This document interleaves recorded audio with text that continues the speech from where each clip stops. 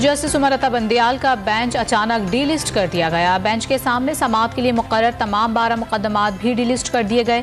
Bench number 2 के मुकदमात भी D list. Registrar office ने नोटिफिकेशन जारी कर दिया। मुल्क में एक साथ इलेक्शन की तारीख पर इत्तेफाक के लिए हुकूमत और तहरीक इंसाफ को सुप्रीम कोर्ट की दी गई मोहलत का आज आखिरी दिन। नून लीग की पार्लिमानी पार्टी का इजलास आज दोपहर 3 बजे तलब 2:30 बजे विफाकी काबीना का इजलास होगा।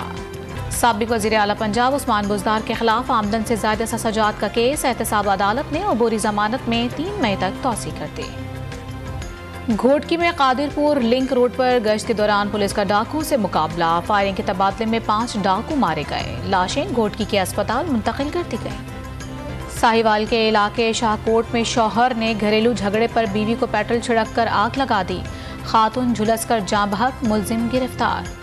और इंटरबैंक में $73 महंगा, कदर 284 रुपये 20 पैसे हो गए। स्टॉक एक्सचेंज में भी 200 से ज़ायद पॉइंट्स की तेजी।